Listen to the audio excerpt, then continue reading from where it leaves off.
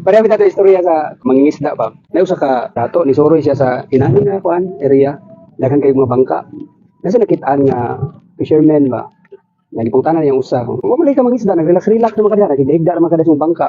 Unya na tong mananagat nga ikan ko nagat na nakakuha ko. Nanay gamay diri higo ni pahit na ni. Mo ting ana ang katong dato nga. Ano man dili pwede og mo balik kag pangisda para makakuha kag more nga isda.